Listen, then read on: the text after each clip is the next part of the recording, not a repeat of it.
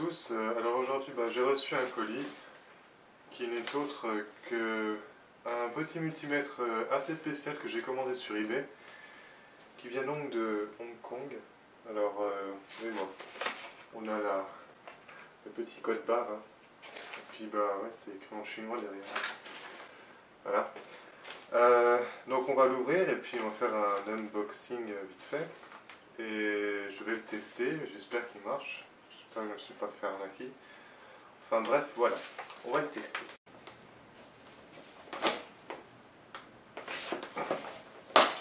Voilà. Bon, le packaging reste à désirer, mais bon, c'est chinois. Moi je m'en fous, hein, personnellement. Ouais, ça marche aussi en fait. Hein. Voilà. Bon, ils ont quand même eu l'intelligence de mettre du papier bulle, hein, le minimum, le strict minimum. C'est pas trop abîmer le truc quand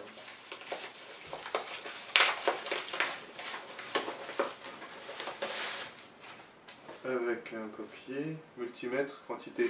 Oui, bon bah c'est ce que j'avais demandé. Pour l'instant tout va bien. Et voilà. Oh, joli. Oh, puis il y a même les pinces crocodiles. Trop bien. Regardez-moi ça. Je vais vous faire un plan un peu plus serré. Regardez-moi ça, les pinces crocodiles. Hop. Voilà. Et le multimètre. Dans son papier bulle. Pour 16,50 € quand même, je trouve que c'est vraiment pas mal. Bon. C'est... Alors les fonctions, c'est ça qui m'intéressait en fait, les fonctions. C'est L pour l'inductance. Voilà, donc 200 microhenry, 20 microhenry, 2 microhenry, et après on passe... non, ça c'est les milli, pardon. Et après on passe au micro.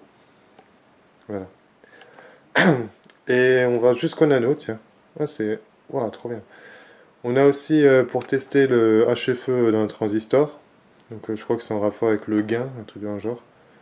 Et on a donc là aussi la résistance. Et c'est bizarre parce que j'avais vu aussi la capacité. Alors, est-ce que... Il faudra que je revérifie sur eBay, mais il me semble qu'il y avait la capacité. Bon, je verrai. Enfin bref, voilà. On va le tester tout de suite avec sur la bobine, parce qu'en fait j'avais commandé le multimètre exprès pour un projet.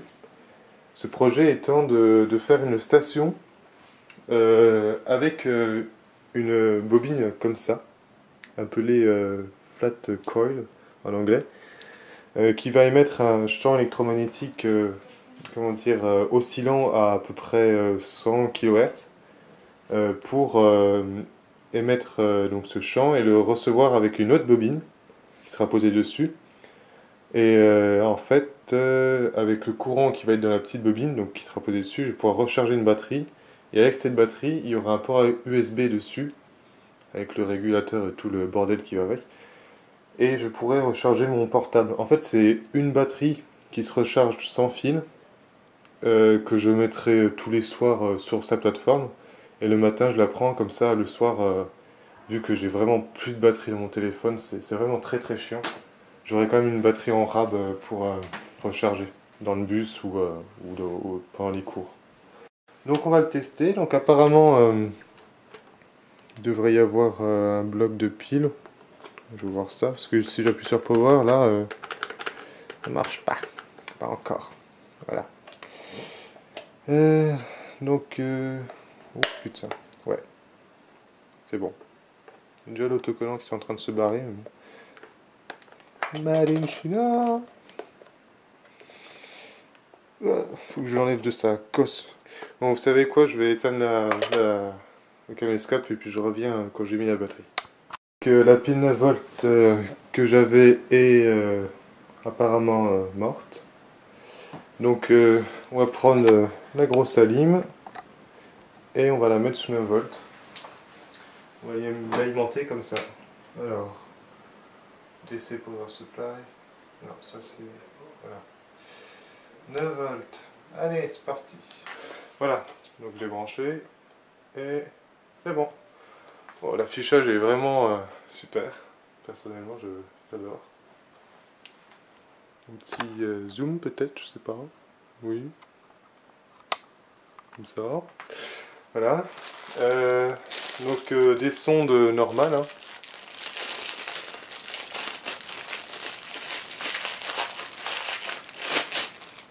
Voilà. Bon. Un petit peu évolué, ouais. Le fil, longueur, ouais. Ça va largement, bref. Et surtout, ce qui m'intéresse, c'est les sondes avec pince croco intégrée. Là, c'est le mieux pour ce que je veux faire. Alors, je pense que pour mesurer l'inductance, on va se mettre juste... Voilà. On va se mettre là, comme ça. Et comme ça. Il enfonce bien. Après, on va se mettre en 200 micro-henry. Parce qu'apparemment, la bobine flat coil, elle prend quand même... elle est assez... elle a une grosse inductance, voilà.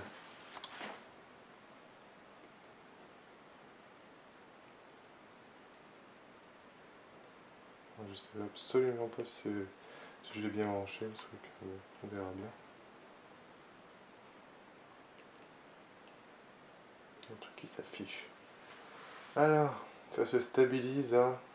Voilà, j'éloigne les trucs magnétiques.